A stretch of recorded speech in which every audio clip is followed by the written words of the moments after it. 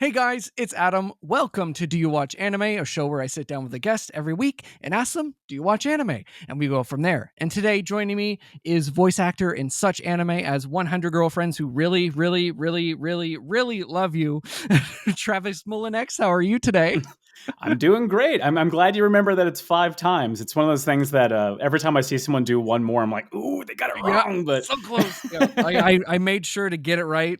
When I had Lindsay on, I made sure to get it right. But yeah, how are you today? I'm doing fantastic. Excited to talk shop about anime or whatever ends up popping up. Yeah, heck yeah. So, do you watch anime? As a matter of fact, I do, or at least I would say, I'm I'm older than I look, and it's one of those points that I've been watching anime all throughout the years, and Mm-hmm. maybe I don't watch as much as I used to, but I do catch some new stuff every now and then. I'll probably bring up more of my age's worth of shows that I have on DVD, when that Oh was the yeah, only way you can get it. yeah, totally. So, how did you originally get into watching anime? Well, so I didn't really I guess I didn't recognize that anime was specifically anime for a Mm-hmm. while. So, like, watching things like Pokemon popping up or even like Dragon Ball Z, I was like, these are cool Yeah, cartoons. Like, I didn't see yeah, the difference yeah, between what Pokemon was doing and, Batman the Animated Series or yeah. Animaniacs. It's just a unique look. Mm-hmm. I guess it didn't really click with me it being an anime until probably I started watching Yu Yu Hakusho. Okay, yeah, Um, and at that point, I kind of figured like, okay, this is a bit different. And a lot of that yeah, stuff is like watching it through like Toonami primarily. So yeah. getting home from school and then popping on something and seeing things like Yu Hakusho, Dragon Ball Z, like really highly edited episodes of Outlaw Star and, all that sort of stuff. So Yeah. that was kind of my entry into it. Okay, yeah. So from there, how did you like kind of move into like did you like drop anime for a little bit or did you just keep watching like Toonami and stuff throughout, your childhood and stuff? As for watching a lot of that stuff, I would say I didn't necessarily drop off completely. It's just Mhm. I think when anime was out during when I was a much youth, there you had its limited selection and limited places to watch it. So, Mhm.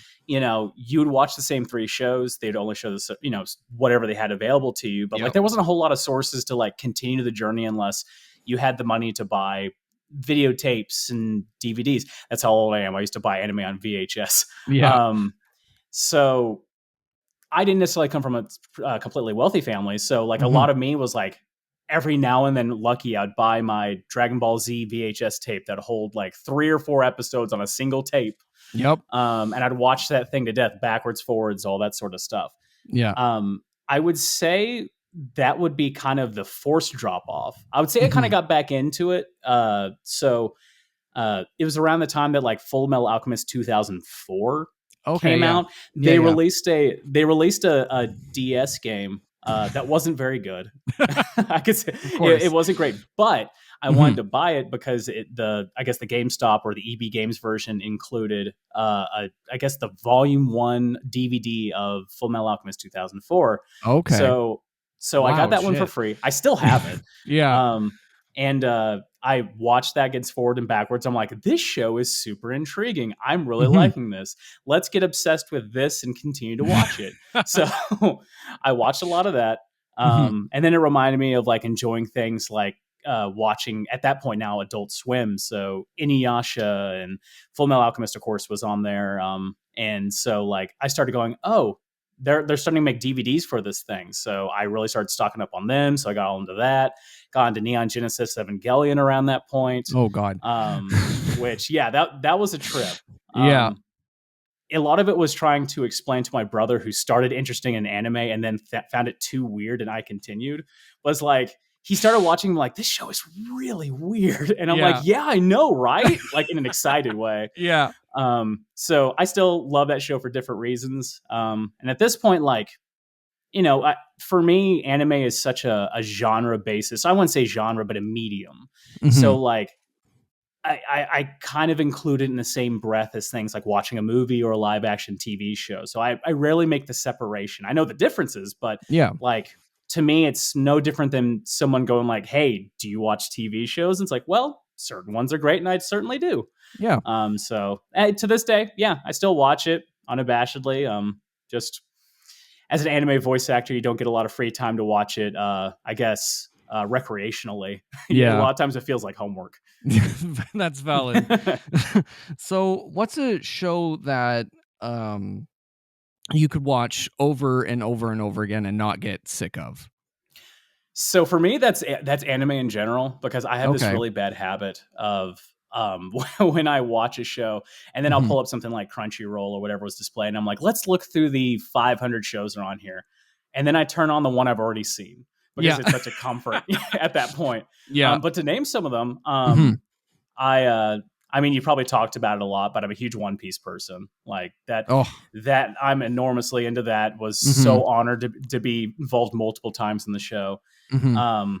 Another one I love to watch multiple times, I never get tired of, is Hajime no Ippo, Okay. Wow, the yeah. boxing anime. Yeah. So good. Like it's so inspiring. It has that slice of life element that there's no Yeah. superpowers, so like you just watch the daily life of funny punchy boys. Yeah. So it's great. Yeah. Um, I like to pop on the occasional comedy and stuff like that. Like I Mhm. got really into Kaguya-sama Love is War.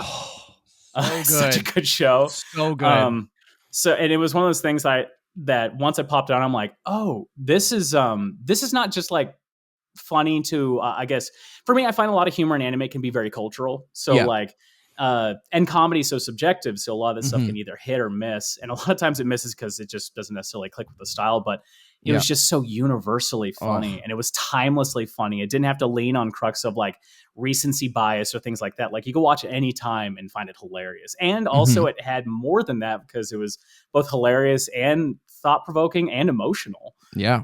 So I really end up falling for that show. But I'm trying to think of some more. Cowboy Bebop is a good Oh. one for that. Yeah. You can just pop on an episode of that and lose yourself in it, and just the Yeah. cinematography and music is just mwah. Oh, so Um, good. but yeah, I mean, as I mentioned, pretty much all anime that I end up sitting down, I'll end up rewatching. If if we go over all of them, we'll be here all day. Yeah. No, that's valid. I'm the same way where I'll just be like, "Okay, My Hero for the 75th time. Okay, yeah, right. Yeah. Let's go." And it Or feels it's like you like gain something new each time you watch it. Like there's something you missed that when you watch it, you go, oh, it might be just your brain trying to find it, but every yeah. now and then it'll pop up and you're like, I didn't really find that theme in there until now. Yeah. That makes it even better. Yeah, Um, literally. Oh my god, like, the amount of times I've watched the Fruits Basket, remake, and I'm just mhm. like, "Oh, this is a new thing that I never knew before, oh my god." I must watch it again.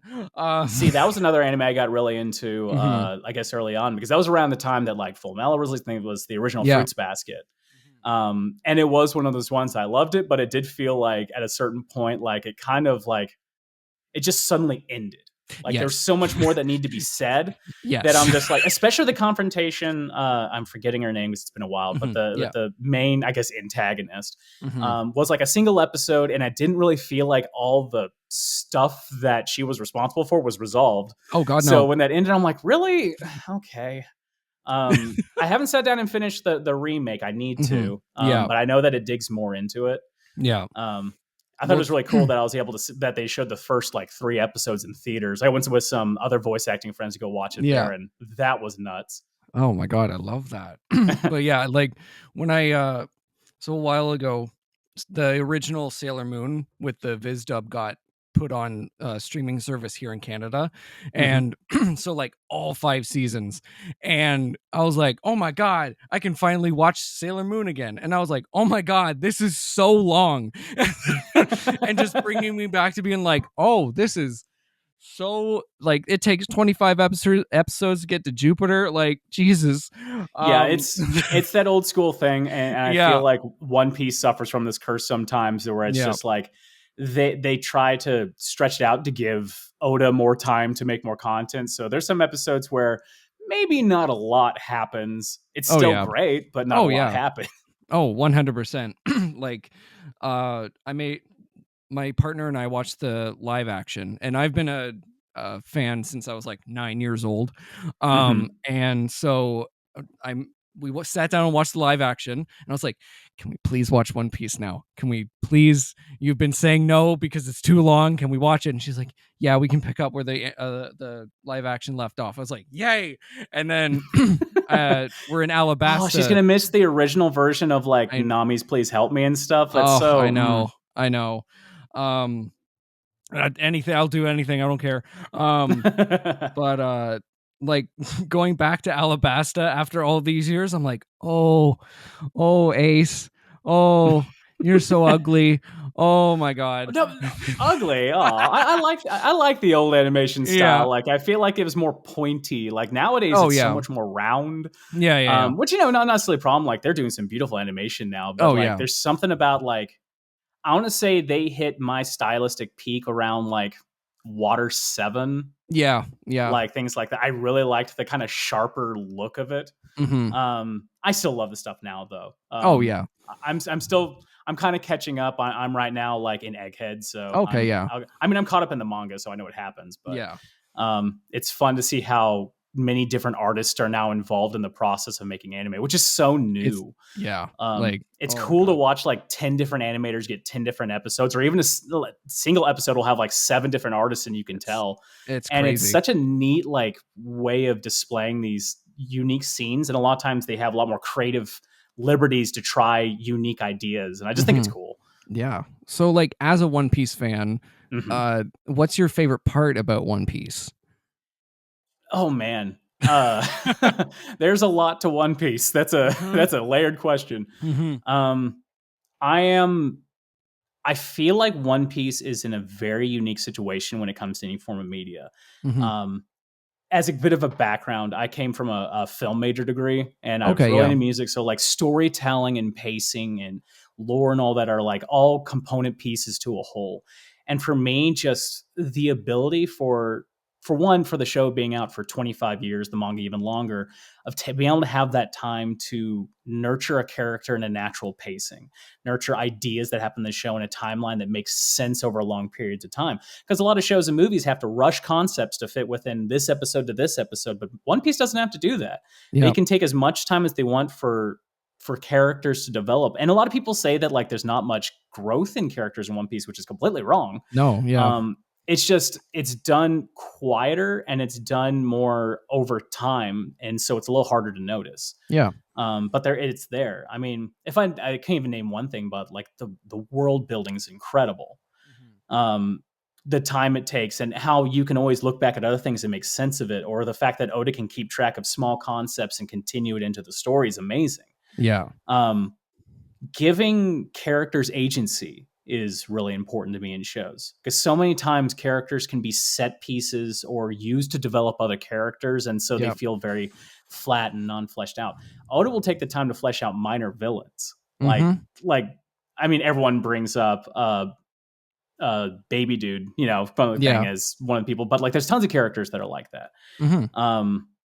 I really like how this show has also the time to just sometimes enjoy the characters being with each other and not doing anything important.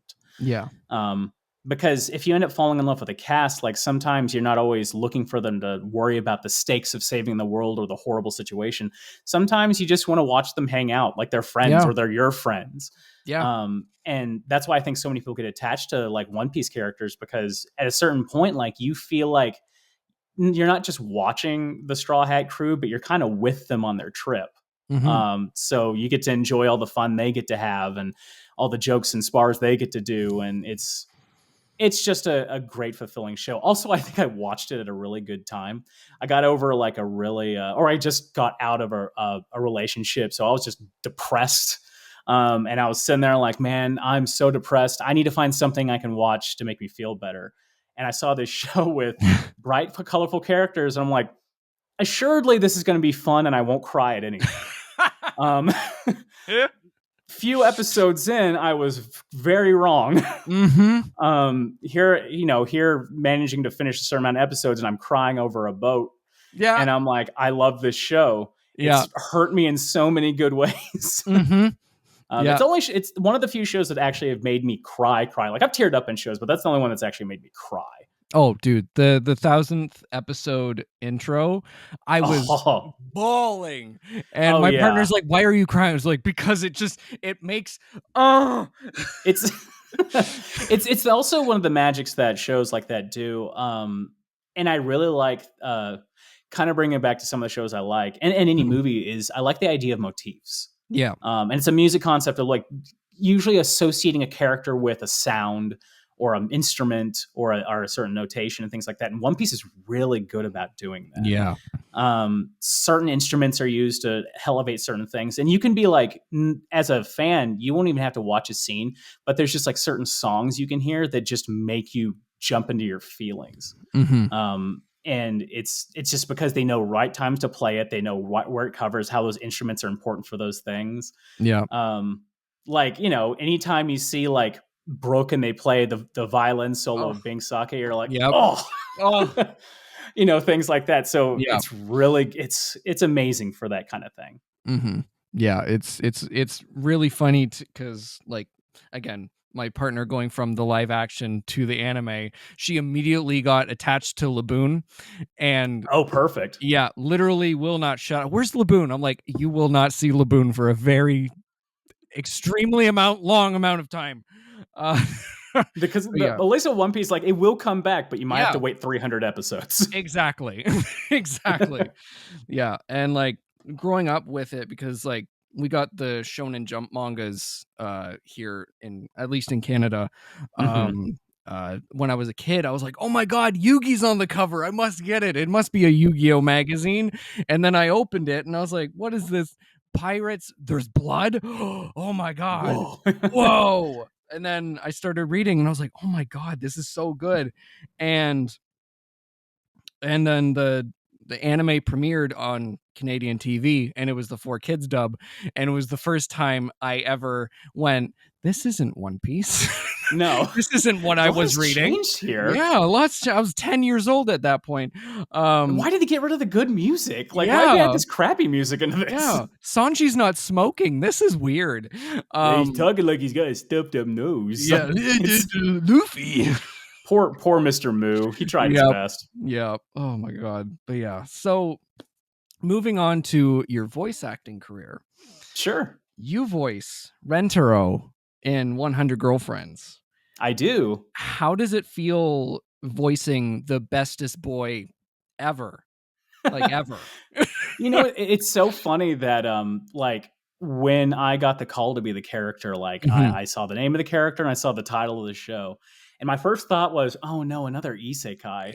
Like because it was the overly Yeah, long title, I'm like, oh, it's yeah. gonna be another one. So like not to judge people that like isekai. Mhm. There's good ones, but Of a lot of course. them are wish fulfillment and kind of shallow Yeah. in both writing and characterization. So there was a bit like, okay, it's a job, enjoy that. But then like Mhm. I started looking into it, and oh my god, it was so much bigger than I thought it Yeah. was. And so many people were like expectations specifically on Rentaro. Yeah. Rentaro has to be the best. I love Rentaro. He's the goat, the Chad. Yeah. Everything I've heard on the side, Chad Taro, Yeah. and things like that. So I was Yeah. like, for me as an actor, the natural anxiety is like, oh boy, I hope I don't mess this up. Yeah. Um, so, and for me, like an acting process, I don't necessarily sit there and read in advance or watch episodes in advance. Okay. Well, I watch episodes at the time, but like Mhm. I don't try to read too far ahead because I kind of want to come to my own interpretation as the character as I perform them. Mhm. Um, and as soon as like the concept of him being an empathetic figure, a reactive figure to people around him, I could relate to him. Just the amount of taking time to think about people and their feelings and things like that is oddly a very rare trait when it Yeah. comes to romance leads. Um, so like as soon as it started clicking with me that like, man, this is a good guy. This is a good, sometimes bordering on too much, but it's a comedy, so it works. Yeah. But like going as far as he's willing to go to make sure that not only they're happy, but they're happy with themselves for who they are, for all the Mhm. girls that are around him is just incredible. Um, and it's such a fulfilling thing to be able to say these like these supportive speeches that are very real to them because he has like a monologue every episode. Oh yeah, he does. So, and all of them are like supporting the idea that like, look, all those things you think are wrong with you, I love you for that. And these are reasons for that. And it's like, that's such an incredible human to be able to do those sorts of things. So I love Rentaro. I locked eyes with him and I felt the zing too. I think like everyone has. Yeah. So, and a lot of people were putting the pressure on for messaging me and things like that. Like as soon as I mentioned I was Rentaro, it was almost immediate that I got a picture of the monologue sent to me being, you're going to do this. And I'm like, I don't even know the character yet, but okay. Yeah. So it's been so much fun playing him in a comedy. It's such an honor and so fun to do every time. At least the first 2 seasons I've been able to do so far. Hopefully there's more, and we'll see about that. Yeah. When I first saw the title went during the first season, I was like, oh no. I literally went, oh no. And then I was like, is this another like rent a girlfriend situation? Oh no. Yeah. And then I was like, you know what? I'll give it a chance.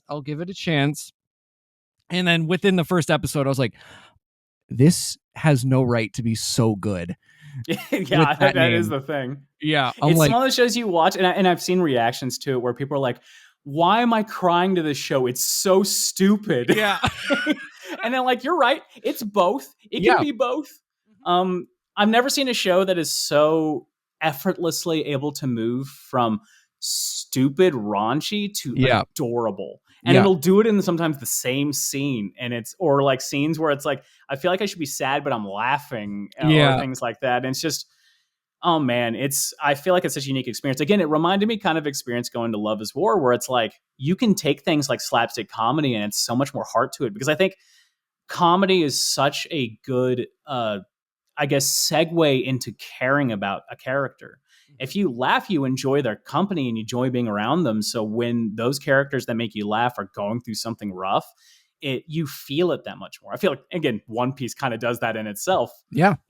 It's hard to see happy characters going through it, so comedy, I feel, is like such a good bridge to do that. And when the comedy works, that's always amazing. Yeah. Because comedy and anime doesn't always work. No. And in this case, it's just so funny. And my castmates are just so funny to listen to and bounce off of. It's so fun. Oh, yeah. So like that leads me into my next question. What's a moment during recording that kind of made you laugh the most? So like for me, a lot of the smaller stuff gets me. Like the broad strokes are always going to be funny. So I laugh at, certain ideas, but like the little things you notice, if you really watch the show multiple times, again, it's like one of those things when you watch the show multiple times, you'll catch so many things you missed. Yeah. And in this show, like it's to the second so full of something funny happening that's not always apparent. Like just like Rentaro suddenly getting the habit of eating cookies out of his eye. I don't know if people noticed that, but like the first few times of the Pocky Stick poke, it didn't, it just was a normal poke. But like there's one point where he gets a cookie shoved into his eye, and you see as they're panning over everyone, the crunch, crunch, crunch, gulp.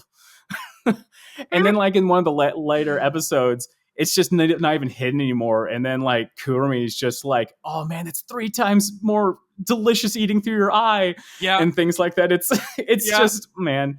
And then of course, a lot of the humor that kind of happens during the process of recording it, where it's like, I always get pops out of some of Ariel's reactions as Karane, just kill me.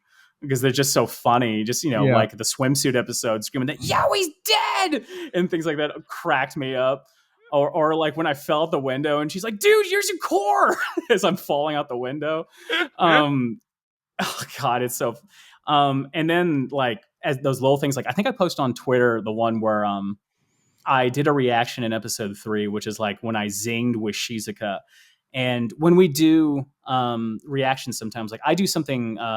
where I'll often chase, where I will just kind of go off the cuff and do it. And then I'll just throw out some wild. So it's like other options for that reaction. So I'll do like a breathy one, a loud one. And one of the loud reactions came out. I was like, ugh. And it was a little ridiculous. And I sat there, as soon as I did it, I'm like, that's not going to work. Like, that's not going to stay. That's so stupid. Yeah. And I look over and Helen is cracking up, who's the director. Yeah. And then from there, like, we come in to do episode 5, and it's when I zing with Nano. And the line I'm supposed to do, she already copy pasted the reaction from episode 3 into episode 5. Oh my and God. then going into episode 7, she copy pasted it into episode 7. I didn't do anything. She just copied the same reaction, was just putting it in every single episode. So at this point, like, it's so ridiculous. Like, it never matches the face. It's so overpowered. But on every girl with exception of one, it's been the exact same sound. And That's we so crack funny. up. Oh my God. And it's one of those things that, like, I remember I always talk about it, and Helena's like, I'm so sad no one noticed it. I'm like, how the hell are people going to notice this? But that's why I had to advertise it on Twitter, because I'm like, you can't miss how funny this joke is. We love it. That's incredible. And also just some of the fun reactions where a lot of the actors and actresses get to kind of just try things out. Like, the when I had the seizure in the episode meeting Kusari, that was like a one take thing. That was me watching it and just chasing it and just coming up with stuff. And I noticed he was doing the moonwalk, so I did a hee on. It wasn't in the script. Yeah. It just felt appropriate, and it's like, that's staying. There's no way that's not staying. Yeah. So yeah, I love the small stuff. Yeah. But I also, again, like, I love recording.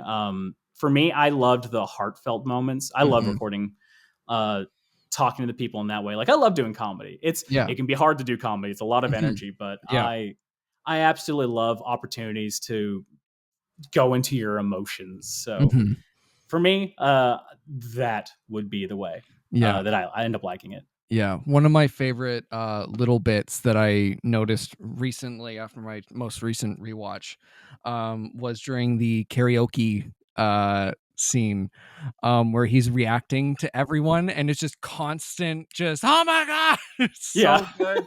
It's so good. Great Japanese pronunciation, Nano. Yes. That was not this. That was a Helena suggestion based on the fact that we couldn't change it. So, like, let's just lean into it. And I love those kind of things. Yeah. Also reminds me of, like, one of those, like, secret little jokes, because I remember the episode that I had the date with May. It was like a picnic during a cherry festival thing. Yeah. And I remember when it happened, I had to stop and go, like, Helena, how often do cherry festivals happen in Japan? Like, is this a year-round thing? There's just parks that have them? And Helena's like, no, it, like, happens for, like, 2 or 3 weeks of the year. So we laughed at that. Ha, ha, ha, anime inconsistency. Yeah. And then the next episode came out, and the character in the Japanese literally went, it's weird. There's been cherry festivals happening all year round. And I was like, like, it broke into my brain. I couldn't believe that it managed to figure, like, we were on the same wavelength. Maybe just because I'm so in the show now, but we were on the same wavelength as the thought process. Oh my God. And then, of course, adding the Eagles going to Mordor joke was just as well. Our writers are so good. Oh, it's so good. And, like, I love the first episode of season 2 where they just beep out or bleep out your name. And, like, all the spoofs. Oh my God, it's my favorite. I love how they managed to get, and not everyone got it unless you've seen it, but just the whole art style of the overly digitalized backgrounds, and the music being the broke, slightly minor key version, which they did for, like, the DBZ opening and all those things. It's like, it's so close but not quite right. And that was so funny. And again, it was just funny to be able, it's funny to say all these anime references in an anime, being able to say, like, is this person a One Piece character? And things like that. And I did get to say your name, even though they bleeped it. So that's always incredible to sit down and watch. And man, I've at this point now, I've actually read the manga. There's so much more of that sort of stuff. It goes wild. Oh yeah, I've heard, and it's just so good. So for someone who hasn't seen 100 Girlfriends, how would you pitch it to them? Okay. So let's say that someone that, like, hasn't seen anime period. Yeah. Which would be a tough sell because this Yeah. references a billion different anime and it leans on the fact that it makes fun of anime. Yeah. I would say it is it's a wild comedy where it's very focused on telling funny jokes and interactions, things like that. But it is about a boy who ends up finding a bunch of girls that have all sorts of weird quirks, and somehow they're able to work together and become this giant love conglomerate because he's such a good guy. And through the process of them developing, they all become good people. Mm-hmm. Or at least display the fact that they are good people. Yeah. At the end of the day, I mean, Rentaro is a good person, but I think the one thing we learn as we watch is that all the girls are also good people. Yeah. So it's like, do you want a bit of comedy, but at the same time, would you like to see something that's very sweet and cute at the same time?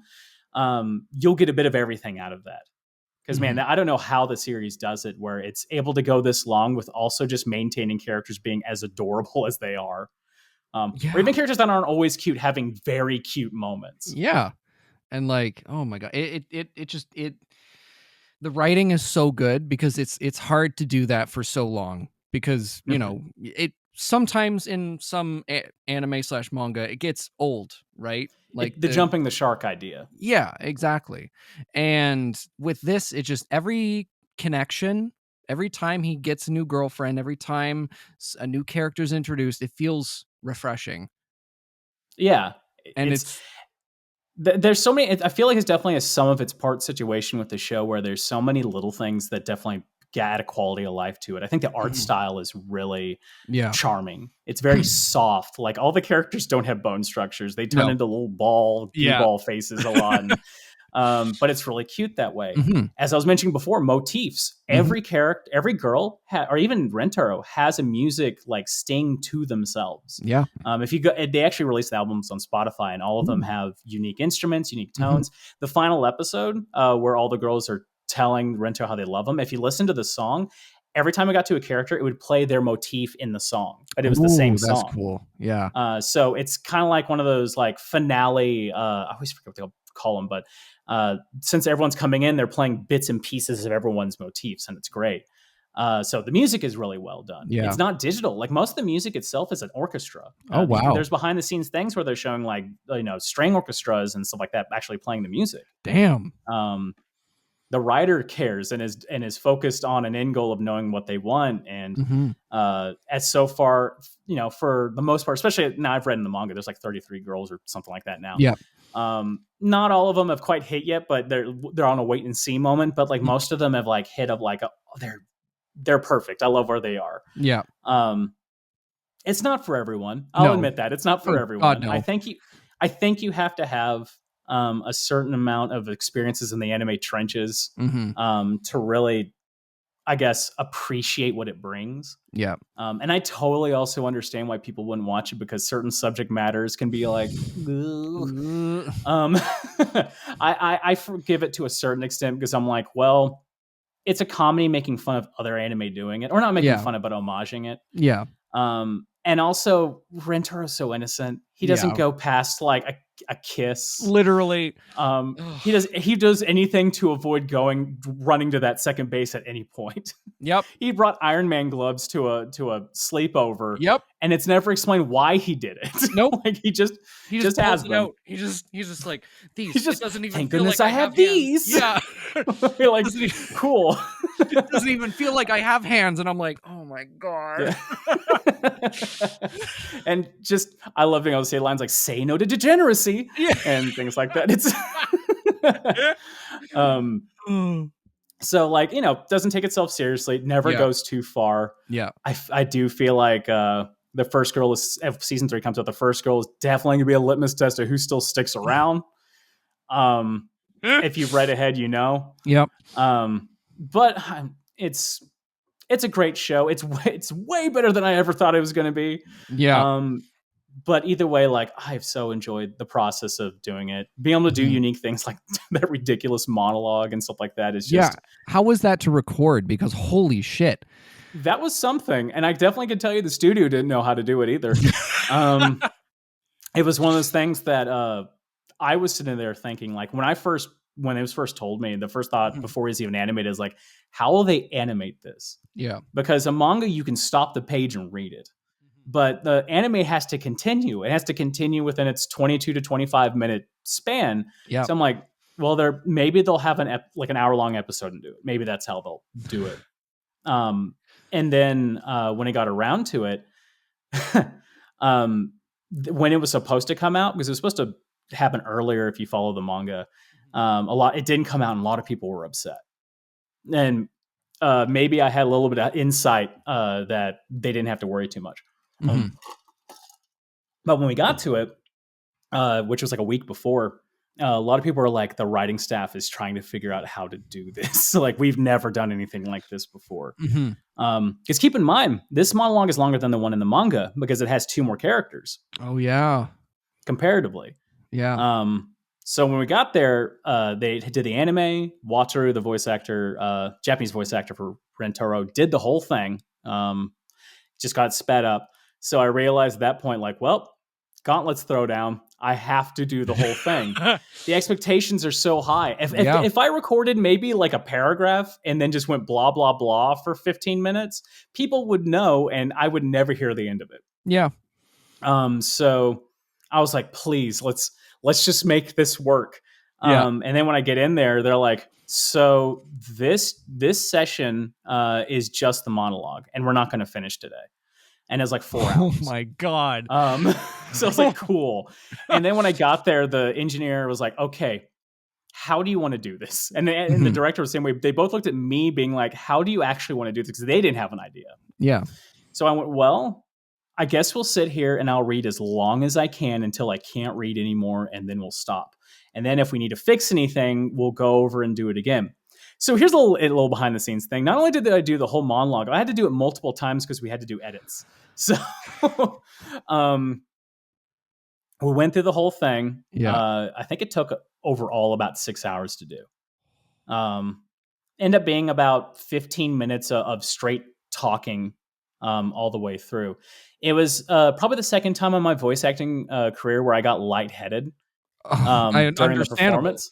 Jesus. And it was because, and it wasn't something I didn't really figure out until I did it, but I was blah, blah, blah, blah, blah, blah, blah, blah, blah, blah, blah, blah, blah, blah, blah. Like I was doing long lines and I was breathing quick to do the more of it. And I realized my output was vastly overpowering my input. Yeah. So it wasn't getting enough oxygen.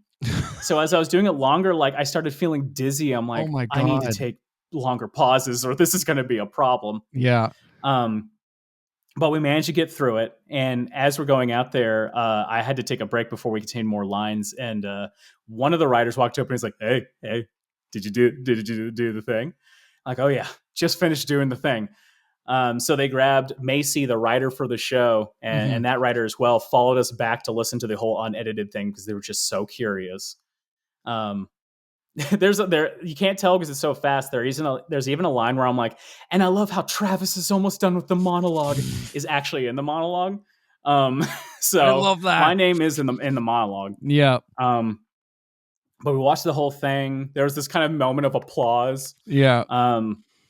And from there, I do hope they release an unedited version down the line. I can't say one way or another that they will. Yeah. I know the Japanese Blu-ray is planning on doing it for their actor. Okay, yeah. But I have this element of pride that no matter what, I can say I probably read the longest line in English dub history. Yeah. I'm pretty sure I have. Yeah, I believe that. Oh my God. That's crazy. Because when I saw it like on Twitter, like the monologue itself, I was like, literally in my head, I'm like, how the hell are they going to dub this? Like, literally. Oh my God. And then, yeah, you did fantastic. And it was so good. Hi, I'm Steve Yurko. And I'm Tara Sands. Now available from Maji Media is our new podcast, 4Kids Flashback. 4Kids is the company who brought you the English dub of Pokemon in the late 90s and so many other shows like Yu-Gi-Oh!, Shaman King, Teenage Mutant Ninja Turtles, Kirby, the infamous One Piece dub, and so many more. We'll be talking to the people who worked at 4Kids. Actors, directors, writers, editors, producers, engineers, you get the point. And hopefully get the answers to questions both you and I have about the company. I actually worked there as a voice actor on some of the shows. And I was a kid watching the shows and remember way more than Tara does. And thank God for that. Steve is actually a professional storyboard artist, which gives some really unique insights into anime and animation. Subscribe today wherever you get your podcasts. That's the number 4 Kids Flashback. Hey guys, welcome to the Patreon portion of today's episode. And if you want to join the Patreon, there are a few different tiers, like shoutouts on the episodes, as well as exclusive videos and behind-the-scenes content, and so much more, and even the episode a day early. Thank you to Gio, Keith, Blythe, Bunny, Mikey, Sheba, and Brooke. And if you want to join the Patreon or find out more, the link will be down below. And yeah, back to the episode. Thank you. It was definitely a process. Everyone trying to figure it out, and we managed to come all together to have it work. Yeah. Oh my God. So moving over to your acting career, how did you get into like voice acting / acting in general? Well, I've always had the performative bone in me as a child. Like I was always the look at me, do something ridiculous kind of kid. Yeah. But I also a combination of things kind of appeared to me, at least as I grew older, which was, I guess, anxiety in crowds. I'm naturally more introverted. Can't tell from necessarily the caffeine, but I'm naturally more of an introverted person. Also, I'm 6.5 feet tall. Okay. So when that's just a set for the basis for why I end up going into once I got out of college, I started dabbling, trying to get into acting because I loved it so much, just performing overall. And I tried film acting for a while, but it just didn't work. I was too tall. Everything got messed up because of my height. Because framing is really important when you're working with an actress, and when you're standing next to an actress that's 5.5 foot tall or smaller. Yeah. I was having to do things like, you know that thing where you put your back against a wall and you have to do a standing like chair sit? I was having to do that in scenes to fit within the frame. Oh, wow. Plus, like, as I mentioned, the anxiety of that process went to me. I definitely wouldn't say that I have the Adonis features of your average actor. So it was a lot of like, I love performance, but there's things that are in the way to be able to really focus on that. And it sounds really backwards intuitive until you had research. But like the first time I heard about voice acting was like an article in a newspaper. Oh, wow. Where I don't remember who they interviewed, because I read it was like when I was a teenager, and ended up saying like, I make 6 figures a year in my underwear. And I'm like, I'm intrigued. That sounds awesome. Go on. So I read about voice acting, and I'm like, there's acting where so those voices that come through cartoons are humans that talk through microphones. Like, it didn't click with me, for the longest time. Yeah. And it's like, oh, there's people behind it. And then so I got interested in doing that concept, and I was telling everyone as a teenager, oh man, I'm going to be a voice actor. I just watched, Dragon Ball Z and these people doing screams. I can do that. I'm really good at screaming and things like that. But definitely through the process of wanting to do that, I made a lot of mistakes along the process of passion meeting reality. Because I realized as much as I wanted to do it, I didn't know how to do it. So I put myself going to auditions when I didn't have the proper training or even the right etiquette. So eventually it came down to just doing small productions. Like in voice acting, I was like, back when I was interested in it, there weren't a lot of classes for it, at least not readily available. There weren't a lot of resources to know how to get into this weird field. So I found a forum back in the day called the Voice Acting Alliance. Okay, yep. Which just had a bunch of people doing little animations, radio plays, fan dubs, things like that, of people interested in getting into voice acting. And it was just a place to kind of cut my teeth doing things for free, doing from home, putting on my Logitech headset microphone and doing my first production, which was a Yu Yu Hakusho My Little Pony musical. Oh, good. Good. It's something. But just continue to do that stuff, fell in love with the process. Had no idea I would even get this far. I wanted to, but like, you never know how things work out in this industry. I'm still having to survive, still pay bills, help family with their financial things. And it was like, it just didn't seem realistic for the longest time, but the dream was still there. Yeah. And there's just so many situations of saying, I want to do this. And people being like, yeah, right. Or telling me to my face where it's just like, yeah, get a real dream and stuff like that. So oddly enough, over time, like, I think I was like 27, 28, something like that. And I was ready just to give up on the idea. I was like, well, listen, if it's not going to happen now, it's just not going to happen.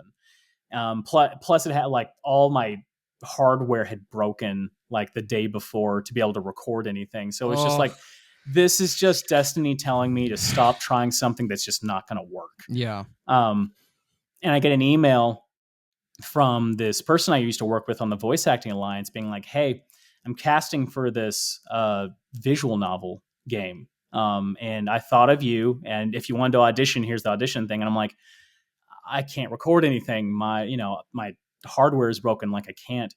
So I worked to try to get before the deadline for this audition, basically the money to get the piece of hardware just to record this audition, because I'm like, why not? I'm doing this for a friend. It'd be cool if I got it. Maybe it'll revive something in it.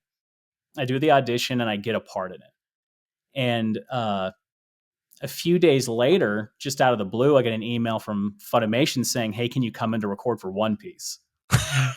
Jesus. And I find out that person who was casting for the game that I met in Voice Acting Alliance like 10 years earlier was now a director at Funimation. Oh, shit. God damn. And at that point, because I made the audition and I got something, they recommended me for the batch of people to bring in.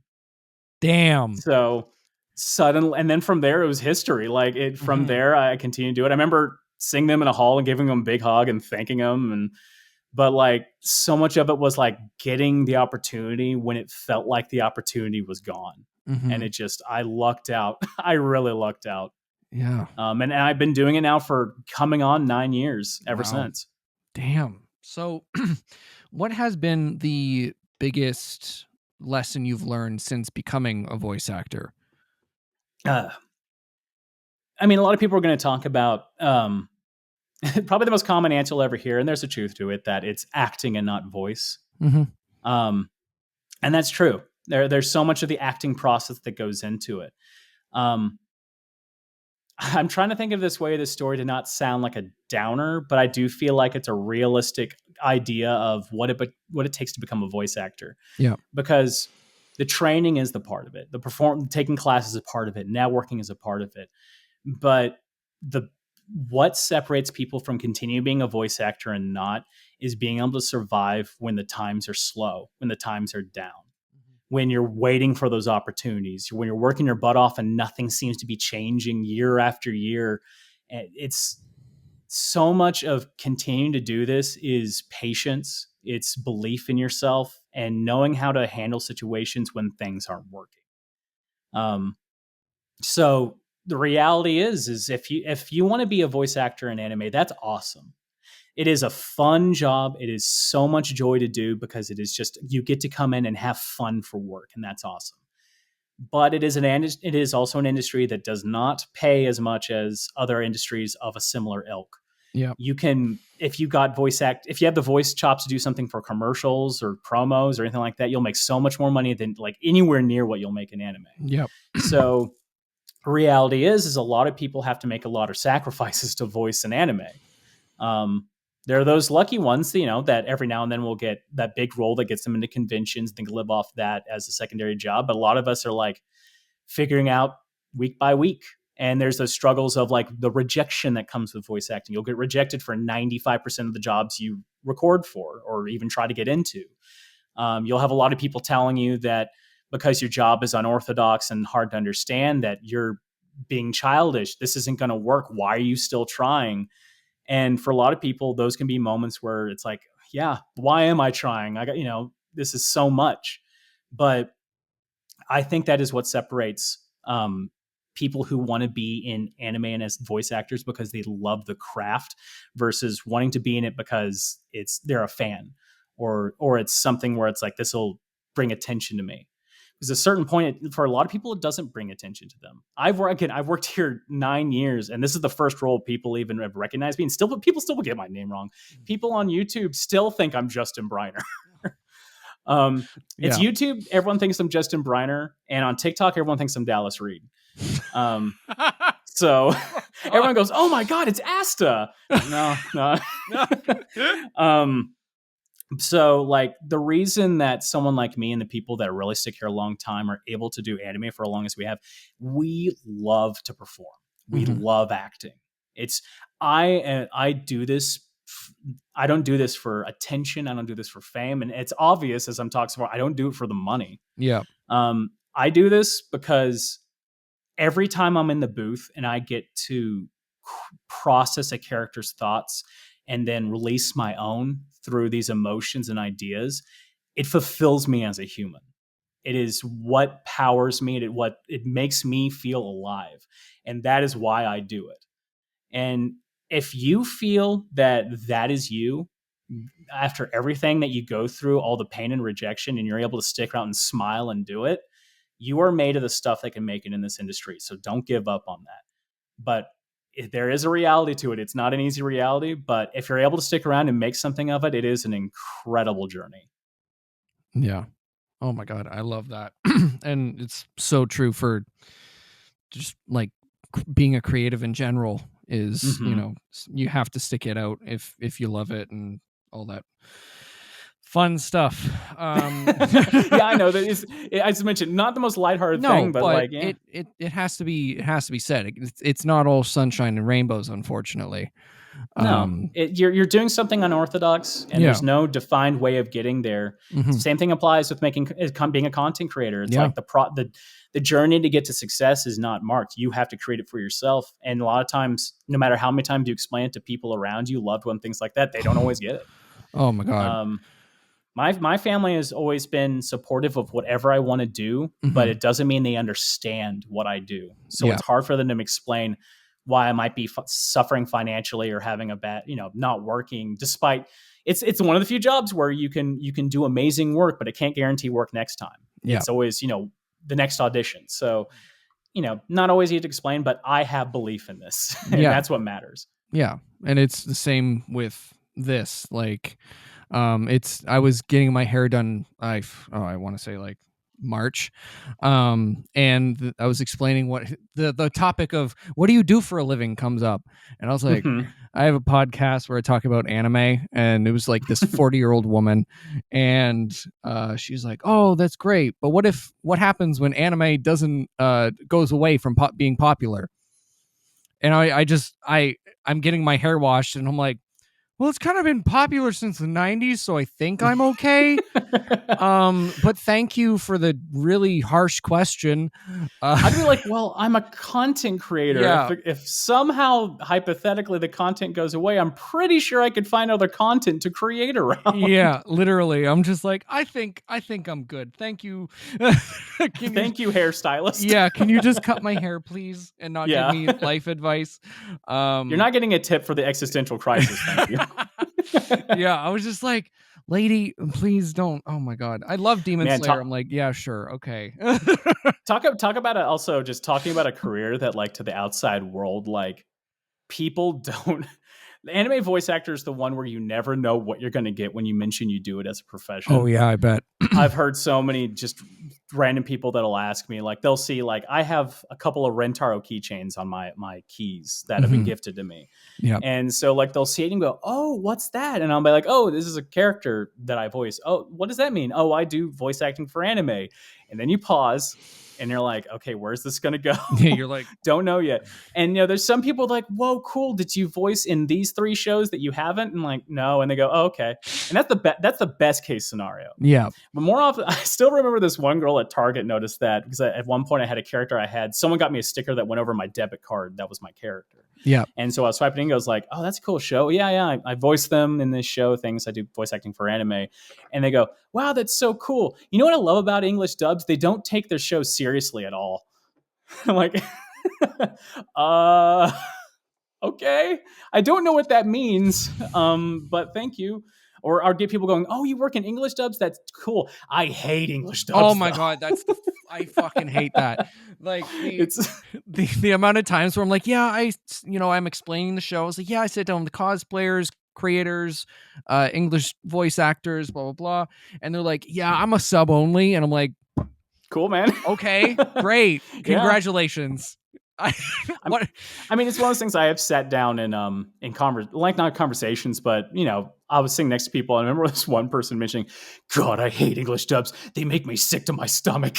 And they're like, "Wow, if it's affecting you that bad, you might need to see a doctor." Yeah, chill. But Oh my god, it's such a preference thing. Yeah. It's for me. It's like I'm an English dub person. Obviously, same I'm here. one of those humans that the sub only sphere. Yep, same. But I watch both English dubs and subs. Yeah. It's a preference. Yeah. Some of them I watch both. Like I'll go back Mhm. and watch episodes of One Piece in dub, and I'll watch it in subs. Yeah. And I'll go back and be like, I like this character's voice better in subs. I like them dubs, or I like them both for different reasons. Yeah.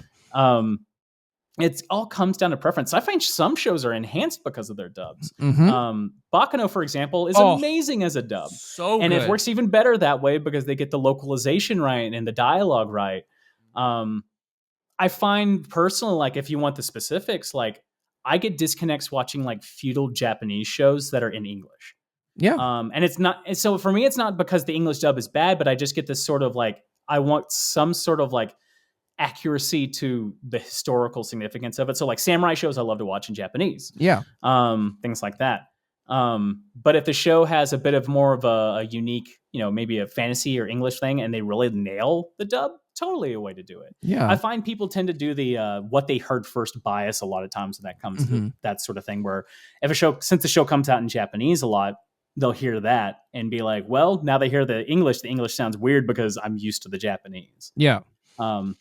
The other thing, and it's something that I find that anime fans may refuse to admit, but Japanese lines are so melodramatic. Oh my god. The way god. they're written, Oh. they're even in the Japanese, you're reading it, but you realize what they're saying. Like if you said it out loud is kind of ridiculous. Yeah. Like in English. Yeah. Where, I'll do everything for my friends. Yeah. Those big things. And it's things that people, in English speaking countries wouldn't necessarily say. So when anime, we say it, it's like, that sounded weird. And it's like, well, we just said the line as it was. We just said it in our language. Yeah. So, and it's because we also get to watch, we preview all the anime we work on. So we hear some stuff where it's like, this performance is ridiculous. Like it's so over the top. And One Piece sometimes suffers from it, which I do it now out of enjoyment. Yeah. But you'll just hear these like, like these big like things like that. And you're like, but so are they upset? Yep. Are they? Oh my god. Where's the emotion supposed? Okay, well, I'm just gonna go based on the line, and then someone will rewatch and go like, well, the American English dub didn't necessarily match the emotion of the Japanese. Yeah. And it's like we couldn't figure out what emotion they were going for. So yeah. At this point, I almost find it amusing. Oh yeah. People really got to try to hate on dubs now. Like they really got to like. I hate dubs. Remember this dub from the 1980s? That proves that all of them are bad. Bruh, whenever someone's like, ghost stories, and I was like, I've been on the internet for how long? Yes, I know ghost stories. Like that's not how dubs work. Yeah. That was an anomaly. It's so funny. Like, I think, I remember someone getting kind of upset that I put it this way. But I inevitably get like 100 Girlfriends does get compared to ghost stories. And people abroad, like they'll ask me like, what do you think about ghost stories and things like that? I think at this point, especially with as many events, I've turned to have a bit of disdain for it. Yeah. Because I feel like it's set this precedence that like, this is supposed to be normal. Yeah. And it's also like, if you really watch it, and most of the jokes are so aged, oh like, my aged god, like milk. Oh, it's horrible. So like, I feel like it makes it to where all comedy dubs have to unfortunately use that show, which didn't take it seriously, as a benchmark. So we're all working towards that. So I feel a little bit of resentment that we're still compared to that. It's because the actors had fun, but like it's not that good. No, it's bad. It's so like, give people more of a chance this way. Stop acting like it's the best dub ever because they didn't take it seriously. Yeah, like I get it. It's a meme, but like, calm down. Like, Yeah. the I amount- have the whole thing on DVD. It was gifted to me one year, like Oh, one God. Christmas. And, for every meme clip they show, there's also 90% of the show, which is just boring. Oh Nothing my God. happens. Literally. It's just, it doesn't age. As I mentioned, a lot of the jokes do not age well. Yeah, I mean, I find, certain dubs do enhance the show when they go comedy. I think Yu-Gi-Oh! Is tough opinion on this. I think Yu-Gi-Oh! Is a boring show outside the dub. Yes, thank you. The dub improves it so much. Yes. So much. It's completely not the same thing the creator is saying. Like, they're adding all their humor, but it makes it so much more of an interesting and fun watch. Yeah. 100%. Oh my But God. in the case of like ghost stories, yeah, I think it's because I get questions about it a lot comparative to it, and so Yeah. I've just learned to be like, sorry guys, I don't like it the way you guys do. Yeah. And like it during the pandemic, I put on Instagram like, give me anime to react to, blah blah blah, and Ghost Stories was one of them. And I was surprisingly hadn't heard of it, and I put it on. It was I had to watch 3 episodes and then do a little review, and I was like, this is the worst thing I've ever seen. Like, Yeah, it's to get to those moments that the internet show is like the 2-second clip that is in Yeah. the 30-minute episode that you're dreading to watch. Yeah, literally. I'm just like, everyone it's all, loves this. Like, no judgment on casual fans. Mhm. It's one of those things that with every generation, there's always going to be a thing. But whenever I see videos pop up being like, hey, what's your favorite comedy show? People say Ghost Stories. I'm like, you haven't watched enough stuff. no. Also, you're basing all your humor off the fact that it's been turned into a meme. And unfortunately, there are a number of shows that have gotten attention because of that. And it's only attention because of the meme content and not like the show as a whole. Yeah. So, yeah, it's, I haven't sat down. I don't have it in me to watch that DVD God, no. anymore. If I'm going to pop in one of my comedy anime DVDs, I'd rather pop in like Azumanga Daioh. Yeah. Because that's another one that did that. The localization also was really funny. Mhm. Yeah. Psyche K was really good. Oh my God. Oh, Psyche K was so fun too. Oh my God. That was one of the ones that I haven't done a whole lot of conventions. I've done like 2. Yeah. And the first one I didn't have a whole lot of credits to my name, or at least ones that were that well known. Like up to that point, I did like the ones within and things like that no one's really heard of. Yeah. So they had me pull up on stage and like, hey, just name some of the shows that you're in, things like that. So I'm going off, hey, I'm Travis Mullenix. I voiced this character in this. I voiced this character in this. I voiced Takahashi and Psyche K. Whoa! People started going nuts. and I immediately like froze and looked around like, what is happening? And it didn't click with me that the show's on Netflix, so it had that much more exposure. And it's still very funny. Oh yeah. Like it was one of those days that I was just like, let's try something, right? And it had come up on Netflix over and over again. I was like, okay, sure. It was Jerry Jewell, I think, voiced Psyche at the time. So I was like, love that. So I like clicked it and like I binged the whole thing. I was like, I love this so much. This is a new comfort anime for me. It's so good. Oh. It's also like so like turn your brain off and just let the episodes play sort of show. Like it doesn't make you overthink a thing. Exactly. It was that was my first character that at least named character I voiced in anime was in Psyche K. And so I remember when they brought me in, they're like, okay, so this is your character right here. He's in this episode where he gets kissed by Nindo. And you have to react appropriately. And my first thought is like, this character looks weird. I'm going to give him a weird voice. They're not going to pick it though. I'm just going to do this for fun. Yeah. So like I throw out the voice that comes out like that, and I'm thinking like, they're going to say that doesn't work. Use a teenager voice. And then the director's like, all right, moving on to the next line. I'm like, wait, what? So I had to do that voice for the whole show, going thinking it's a joke. Yeah. And then it just stuck. Oh my God.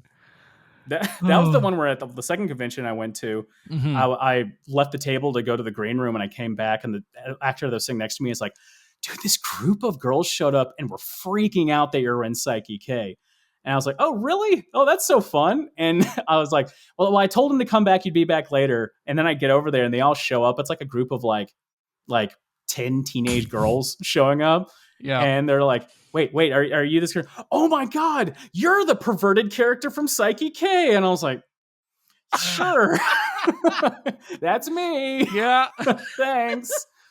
Oh my god. I mean, at this point, I've played so many of those characters anyway, so I don't even flinch. Yeah. Kamikatsu has made me impervious to pain. Oh god. So one more question before we go. Sure. So what was a moment in your career that kind of made you feel like you were in the right spot?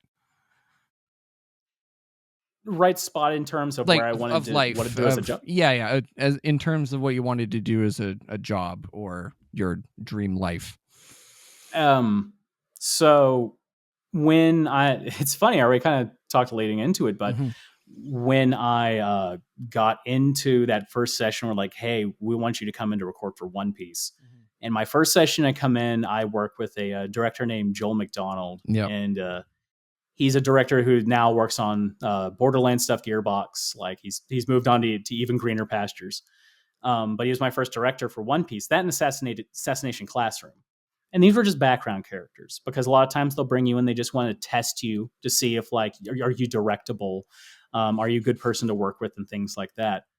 Going through the process of that and just performing in those scenes, playing these characters, hearing my voice coming through those studio mics and cans on my ears, the communication I was having with Joel, the the lights in the room, the energy in the room, like I legitimately fell in love with it. Like it felt. It's when you do the, I don't know, I don't think everyone always gets this, but sometimes you'll just do something where it just feels right. And I described like it was a moment of like that hard eyes popped in my face just doing the process of it. And it turned into, once I did it, I'm like, this has to be what I do for the rest of my life. Like it has to be. It wasn't anybody important, and it, you know, it was important to me. Like it was just the process of that. And again, it came from someone that went through a process of feeling like their dream died and I was giving up. And so like my heart was broken on the process that I was going to have to live the life I didn't want to live. And when I got that opportunity from the pits of despair to get to that, to do it, I realized all that waiting and all that journey to that led to this was worth it. And it was the most life-changing experience for me in that way. I know it's a vague answer, but like it was love at first 3 beeps into action. Yeah. Oh my God. I'm going to clip that. That's beautiful. Yeah. Thank you again so much for being on. No, thank you for having me. It was always a blast talking about show and the shows I do in the process of it. Yeah. So yeah, I love it. So where can the lovely people find you? So I'm commonly on, we're going to call it Twitter because that's what it is. Yep. I'm on Twitter, Instagram, and Blue Sky under the name @Mullenix which is spelled Mullenix because a lot of people spell it Mullinex. Turn that around. And that's where I post a lot of my stuff. I will say post more about the voiceover work on X at the moment. I'll post like voice acting stuff and pet stuff on Blue Sky.